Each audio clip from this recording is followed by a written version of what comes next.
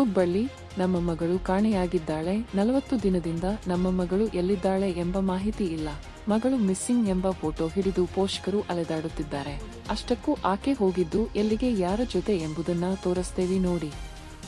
ಹೀಗೆ ಮಗಳ ಫೋಟೋ ಹಿಡಿದುಕೊಂಡು ಹುಡುಕುತ್ತಿರುವ ಪೋಷಕರ ಹೆಸರು ದೀಪಕ್ ಹಾಗೂ ಶೀತಲಾ. ತಮ್ಮ ಮಗಳ ಕರಿಷ್ಮಾ ಕಾಣೆಯಾಗಿದ್ದಾಳೆ ಎಂದು ಕಣ್ಣೀರು ಹಾಕುತ್ತಿದ್ದಾರೆ. ಹುಬ್ಬಳ್ಳಿಯ ಚಾಲುಕ್ಯ ನಗರದ ವಾಸವಾಗಿದ್ದಾರೆ. ಕಳೆದ 3 ವರ್ಷದಿಂದ ಪ್ರಕಾಶ್ ಗೋಪಿ ಅನ್ನೋ 50 ವರ್ಷದ ವ್ಯಕ್ತಿಯ ಜೊತೆ ಕರಿಷ್ಮಾ ಸಲುಗೆಯಿಂದ ಇದ್ದಳಂತೆ. ಇದನ್ನೇ ಬಂಡವಾಳ ಮಾಡಿಕೊಂಡ ಪ್ರಕಾಶ್ ಆಕೆಯನ್ನು ಪುಸಲಾಯಿಸಿ ಹಣದ ಆಮಿಷವೊಡ್ಡಿ ಬಲವಂತದಿಂದ ತನ್ನ ವಶದಲ್ಲಿ ಇಟ್ಟುಕೊಂಡಿದ್ದಾನೆಂದು ಆಕೆಯ ಪೋಷಕರು ಆರೋಪ ಮಾಡಿದ್ದಾರೆ. ಪ್ರಕಾಶ್ಗೆ ಮದುವೆಯಾಗಿ ಈಗಾಗಲೇ 2 ಮಕ್ಕಳು ಇದ್ದಾರೆ.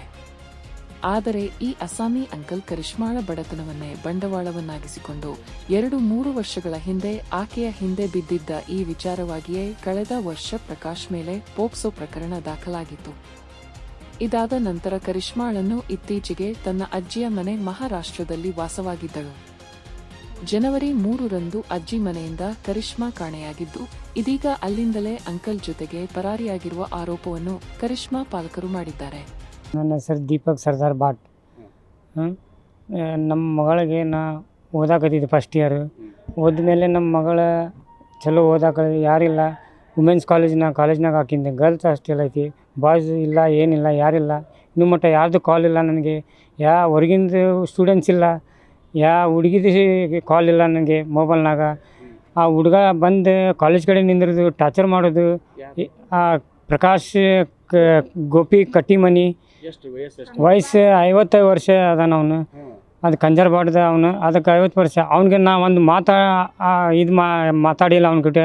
ನಮ್ಮ ಮಗಳಿಗೆ ಬರೋಕ್ಕೆ ಹಂಡ್ರ್ ಮಾಡಿ ನಮ್ಮ ಮನೆಗೆ ತೊಗೊಂಡು ಹೋಗೋದು, ಕಾಲೇಜ್ ತಂದು ಬಿಡೋದು, ಅಷ್ಟು ಮಾಡ್ತಿದ್ದೆ ನಾ. ಎಲ್ಲ ಅವ್ನ ತಲೆ ಎಲ್ಲ ಕೆಡಿಸಿದೆ. ತಲೆ ಕೆಡಿಸಿ ಎಲ್ಲ ಕಿವಿನಾಗ ತುಂಬ್ಯಾನ. ಹಿಂಗೆ ಮಾಡ, ಹಂಗೆ ಮಾಡ, ಇದು ಮಾಡ, ರೊಕ್ಕದ ಆಶೆ ತೋರ್ಸ್ಯಾನ. ಹೊಡೆದಕ್ಕೆ ಹೋಟೆಲ್ಗೆ ತೊಗೊಂಡು ಹೋಗ್ತಾನೆ. ಅದು ನಾ ಹಿಡ್ದೀನಿ ಅವ್ನಿಗೆ ಭಾಳ ಜರ. ಅದು ಫಸ್ಟ್ ಇಯರ್ ಮುಗಿಸಿ ನನ್ನ ತಾಯಿ ನಮ್ಮ ಅತ್ತಿ ಕಡೆ ಕಳಿಸಿದ್ದೆ ನಾ. ಕೋಲ್ಹಾಪುರ 30 ಕಿಲೋಮೀಟ್ರ್ ರಾಧಾನಗರಿ ಅಂತ.